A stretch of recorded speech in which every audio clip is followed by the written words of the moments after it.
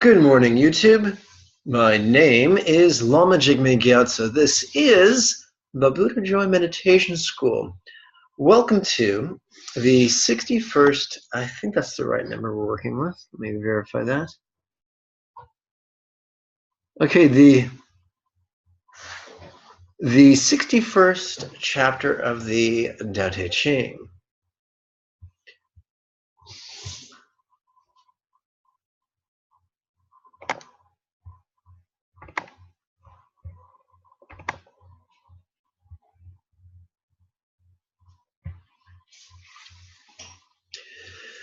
Tao Te Ching chapter 61. When a country obtains great power, it becomes like the sea, all streams run downward into it. The more powerful it grows, the greater the need for humility. So let's explore that for a moment.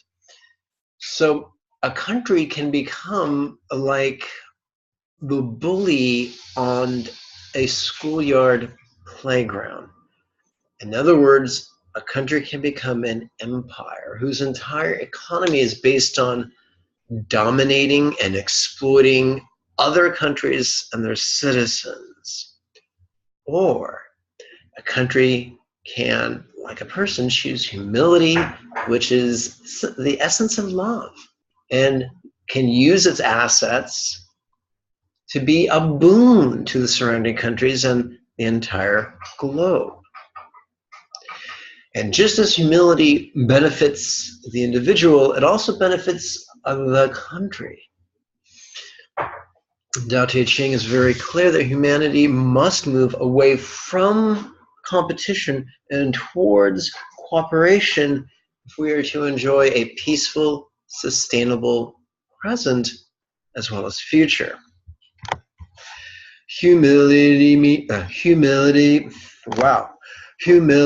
means relying upon the Tao, thus never needing to be defensive.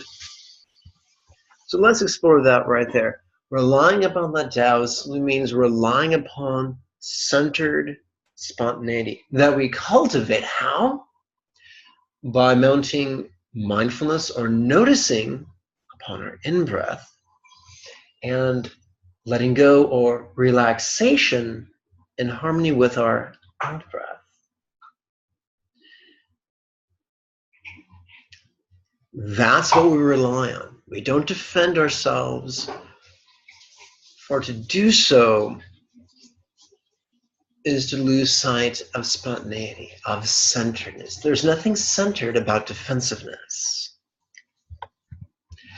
A great nation is like a great man. When he makes a mistake, he realizes it. Having realized it, he admits it.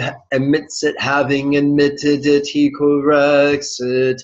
Once again, there's nothing great about defensiveness. There is something great about the humility to recognize that when the results that we generate are not to our satisfaction, that gives us the opportunity to adjust our actions so that we may create better results in the future. There can be no evolution without, at least on some level, being vulnerable to an analysis of our actions. He considers those who point out his faults as his most benevolent teachers.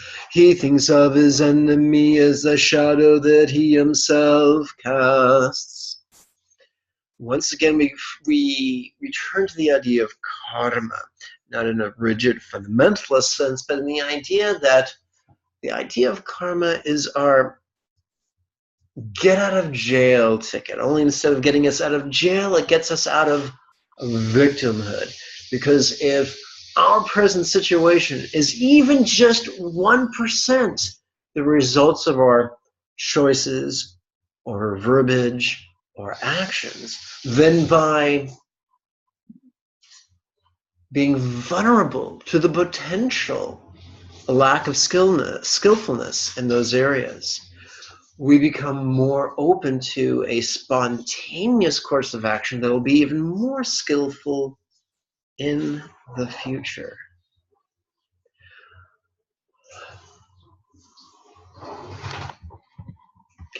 If a nation is centered in that Tao, if it nourishes its own people and does not meddle in the affairs of others, it will be a light to all nations of the world. Yes, boys and girls, there was a time when America was considered the goal to which all other peoples aspired. That time has come now. In Northern Europe, the rest of the world looks at those countries and says, wow, social safety nets work. They reduce crime, increase health, and increase per capita productivity. Notice on the previous page, it nourishes its own people. Just as individuals must choose to be loving and nurturing, so must countries.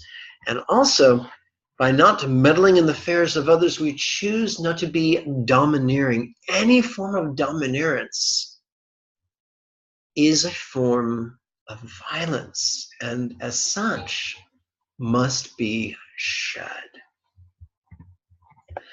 That's all you get from chapter 61. I thank you for your time and your kind attention. And as always, if you wish to participate in the next series of live weekly webinars, then use the link below to register today. First, I'm going to say goodbye to my friends on YouTube.